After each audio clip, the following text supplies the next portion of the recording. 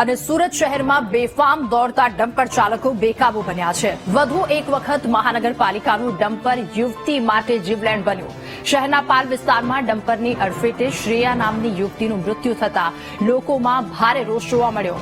બેફામ ડમ્પર ચાલકોને લઈને નિર્દોષ લોકોના જીવ જઈ રહ્યા છે, ત્યારે બેફામ દોડાવતા ડમ્પર ચાલકોની સામે લોકોમાં આક્રોશ ફાટી નીકળ્યો છે। લોકો ડમ્પર ચાલકોની સામે ઉદાહરણરૂપ કાર્યવાહી કરવા માંગ કરી રહ્યા છે અને આ ઉપરાંત ડમ્પર ચાલકોના માલિકો સામે પણ કાર્યવાહી કરવાની સ્થાનિકોની માંગ છે, જેની સામે ટ્રાફિક પોલીસ ડીસીપી અમિતા વાનાણીએ સ્ટાફ વધારી અને પરિસ્થિતિ કાબૂમાં લેવાની બાહેંધરી આપી છે।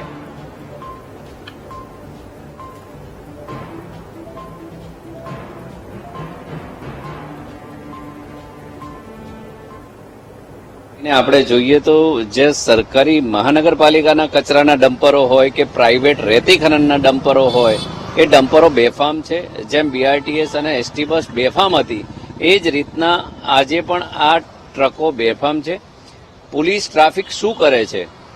ટ્રાફિક પોલીસનો જાણે કોઈ ડર જ ના હોય એવું લાગે છે। ક્યાંક ને ક્યાંક હું માનું છું કે સ્ટ્રિક્ટ જે પગલાં લેવા જોઈએ એ નથી લેવાતા। એના કારણે આજે એક દીકરી, જવાન દીકરીએ જીવ ગુમાવવો પડ્યો, એ ખરેખર ખૂબ દુઃખની વાત છે। જે ડમ્પરો જે રોજે રોજ જે ડમ્પરો એસએમસીના જે ડમ્પરો ચાલે છે એ બેફામ ચાલે છે। કોઈની કે રોકટોક કોઈ છે જ નથી અને જેમ ફાવે તેમ ચાલે છે, પોતાની મરજી પ્રમાણે જે ચાલે છે। ટ્રાફિક સમસ્યા જે છે જ, પરંતુ ટ્રાફિક સમસ્યા જે છે એ તો નો કે પણ જે ખરેખર એ લોકોએ જે કંટ્રોલ કરવો જોઈએ છે એ હજુ સુધી થયો નથી અને રોજે રોજ જે એક્સિડન્ટ થાય છે એ જવાબદાર ફક્ત એસએમસી અને તેના માણસો છે।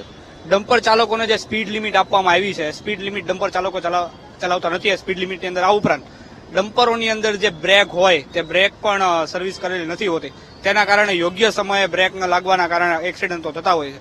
આ ઉપરાંત શહેરી વિસ્તારની અંદર જે 4 રસ્તા હોય અથવા તો જે ટર્ન હોય તે જગ્યાએ 1 કરતા વધારે બમ્પર રાખી ડમ્પર ચાલકો જે છે તે સ્પીડ ઘટાડી શકાય એ રીતની આયોજન સરકાર કરી શકે છે।